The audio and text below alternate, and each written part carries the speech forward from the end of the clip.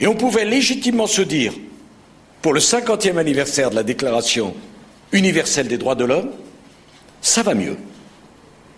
Le monde progresse et on pouvait être optimiste. Eh bien, regardons le 60e anniversaire. On n'a pas le même optimisme. Il y a eu dans la décennie, le 11 septembre, la barbarie dans ce qu'elle a de plus ignoble. On a eu la montée du terrorisme, des crises, crise financière, crise sociale, crise économique, le réchauffement climatique. Et partout dans le monde, cette impression que les droits de l'homme au XXIe siècle sont plutôt en train de régresser que de progresser. Tous les êtres humains naissent libres et égaux en dignité et en droit. Cette première phrase, devenue le socle des grands principes de nos civilisations, a aujourd'hui 60 ans. Le 10 décembre 1948, l'Assemblée générale des Nations unies adoptait à Paris la Déclaration universelle des droits de l'homme. Selon le dernier rapport d'Amnesty International, il existe 81 pays où l'on pratique la torture, 54 où la justice n'est pas libre, 77 où il est impossible de s'exprimer librement. Et parfois, il ne faut pas compter sur les plus puissants pour donner le bon exemple. Volet de bois vert au gouvernement. Bernard Kouchner, un des symboles de l'action humanitaire, met en cause Ramayad, l'égérie des droits de l'homme. Faux compliment en forme de licenciement, et cela le jour de l'anniversaire des droits de l'homme. Je suis fier d'avoir travaillé avec Ramayad, qu'elle fait bien son travail. C'est une question de concept. Les droits de l'homme, il ne faut pas que ce soit gouvernemental, c'est trop ambigu. C'est une erreur, ça gêne. Je crois que les droits de l'homme, on doit toujours s'en occuper, mais on ne doit pas les détacher et les mettre dans une structure administrative. Les Français savent que les droits de l'homme servent à quelque chose. Et vous savez qu'on ne construit jamais rien sur le renoncement. Dans cette maison du Quai d'Orsay, nous sommes fiers de porter ce flambeau des valeurs. La voilà, l'image tant attendue. À peine le temps de cadrer la poignée de main, plutôt brève. Le Dalai Lama offre l'écharpe tibétaine traditionnelle. Le président de l'Europe doit s'incliner pour en être revêtu. La kata, c'est le nom de l'écharpe, est vite mise de côté.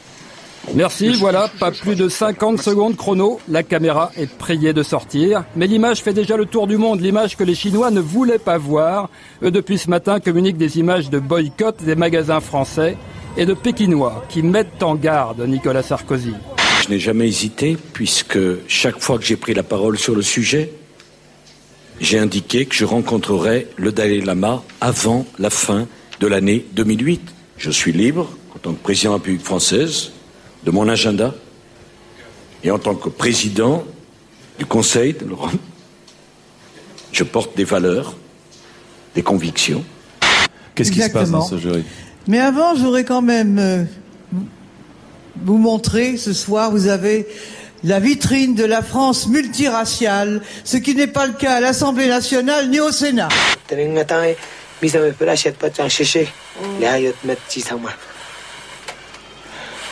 Je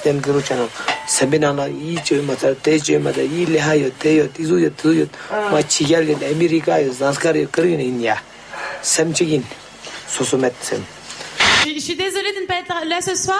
Je voulais simplement revenir sur un petit détail. Ce n'est pas Geneviève qui m'a empêchée de venir ce soir. Si je suis loin de vous, c'est parce que je vis une aventure extraordinaire aujourd'hui à Los Angeles. J'ai fait des rencontres exceptionnelles et j'ai été retenue pour un casting pour un film qui se tournera en mars prochain. Qu'est-ce que j'ai dit ? Valérie Bègue n'est pas là, c'est la vérité. Pourquoi ?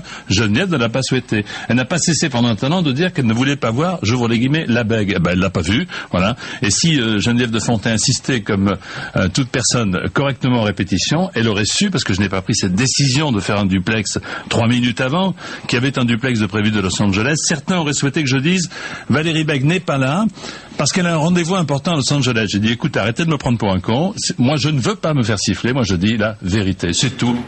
Vous savez que Madame Royal refuse de se faire filmer en train de manger ou de boire, voulant ainsi exprimer par là qu'elle est un pur esprit.